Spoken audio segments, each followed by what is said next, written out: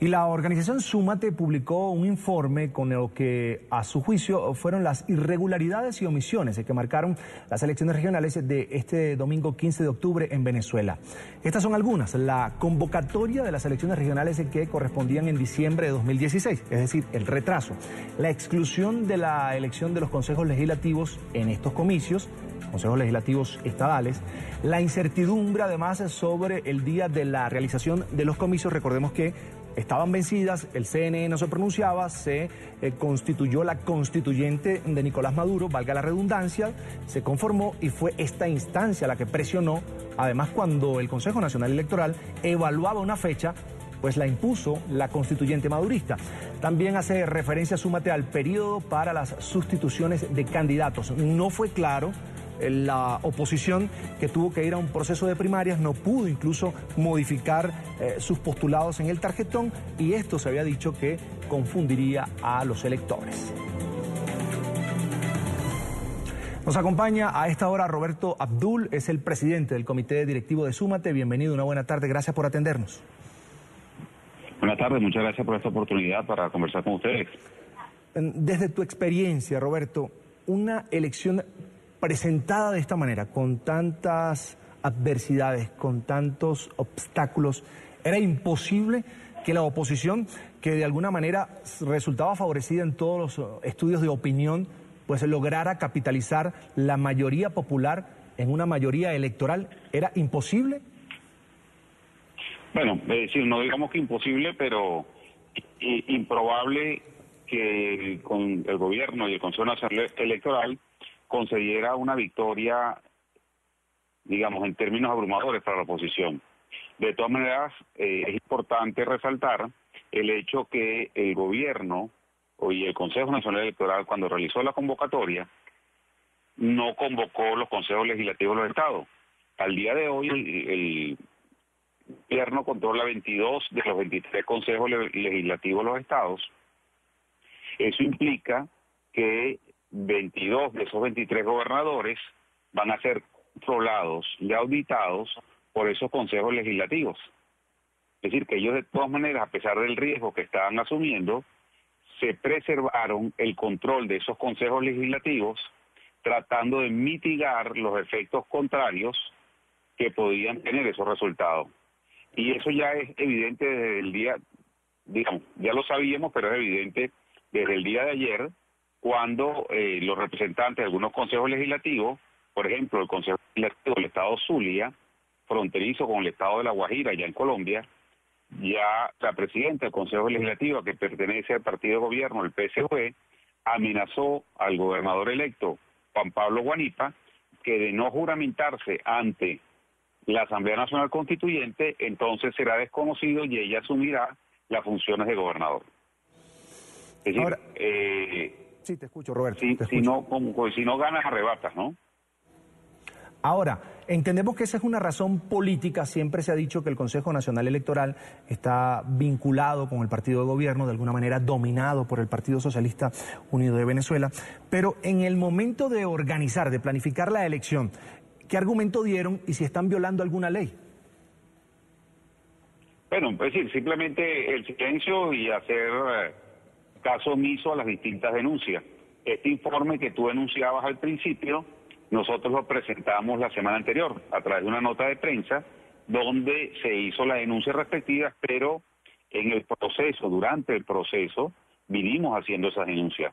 Inclusive, el retraso de la convocatoria, estamos hablando que estas elecciones se realizaron con más de 10 meses de retraso. Para la tercera semana de diciembre del año pasado, debieron haber sido electos los 23 gobernadores y los 23 consejos legislativos de los estados.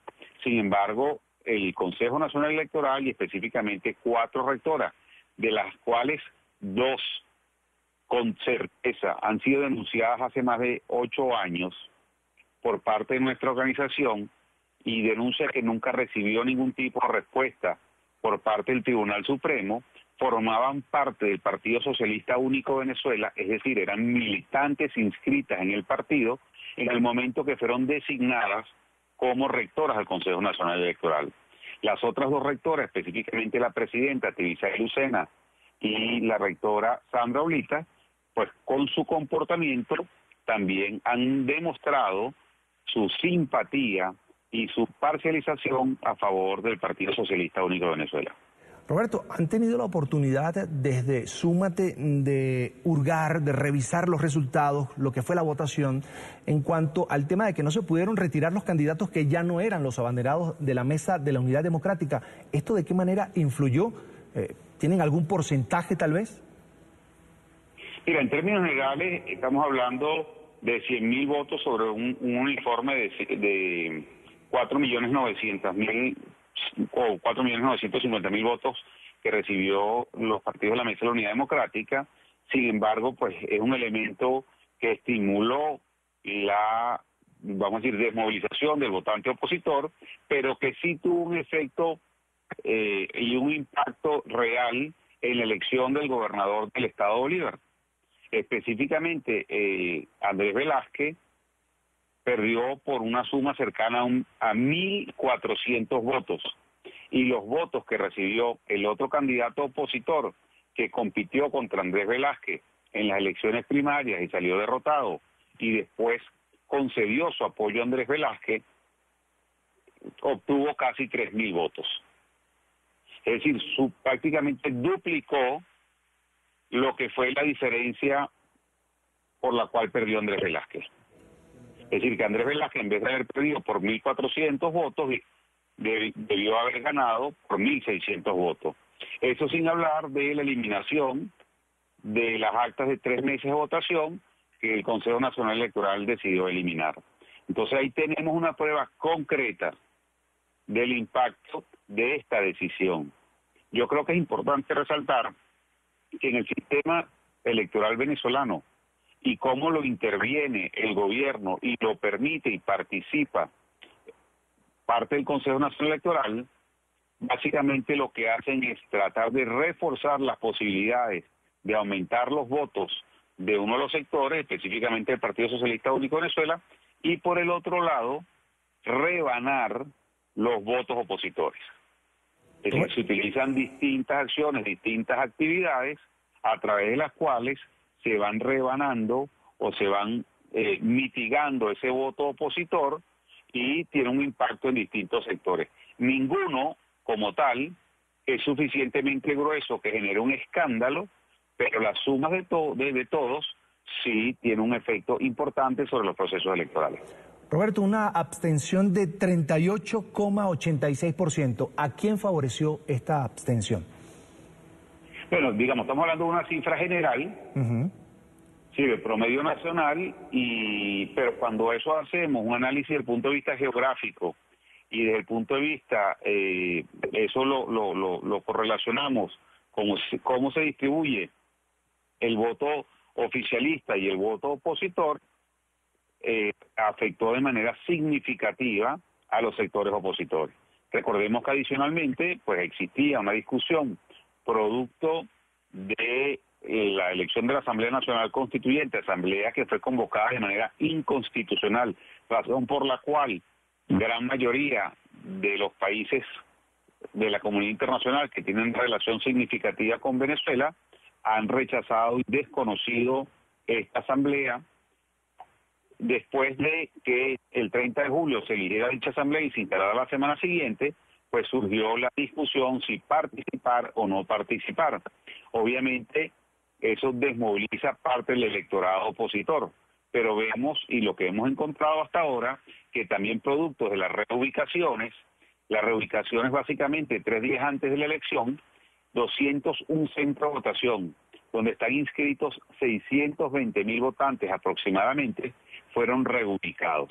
Una parte significativa de esos centros de votación fueron reubicados a lugares que no coinciden con el contexto en que están los centros originales. Básicamente, es decir, algunos centros que son clase media fueron movidos a sectores populares, pero en lugares donde además hay alta presencia o índices de violencia. Hay casos, por ejemplo, uno de los centros de votación de la Universidad Simón Bolívar, un sector además rodeado donde votan personas clase media, fue mudado, reeducado a un sector popular, y uno de los autobuses de los cuales dispuso la mesa de la unidad para trasladar y facilitar el traslado de aquellos electores que no sabían cómo llegar a dicho centro de votación fue atracado. Igualmente otro centro de votación, que es un colegio aquí en Caracas, se llama La Concordia, en una zona que se llama Terrazas de Club Hípico, fue mudado o reubicado en un sector popular relativamente cercano. Sin embargo, igualmente una de las unidades que se utilizó para movilizar los votantes también fue atacado y intentaron atacar a los votantes. Entonces, son mecanismos que utilizan de terror político lo utilizan con el fin de tratar de desmovilizar al votante opositor, pero adicionalmente genera gran miedo en los testigos de mesas, que son los representantes de los candidatos y las campañas en cada una de las mesas de votación, y que no tienen una función distinta a tratar de resguardar el debido proceso.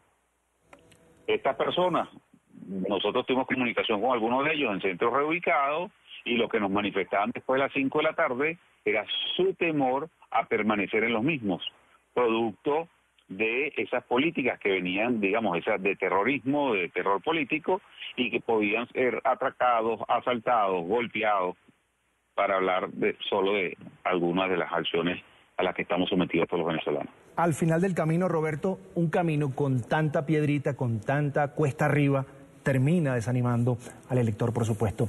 Es Roberto Abdul, presidente del comité directivo de Súmate. Gracias por estar con nosotros. Una muy buena tarde. Vale, muchas gracias y siempre a la orden.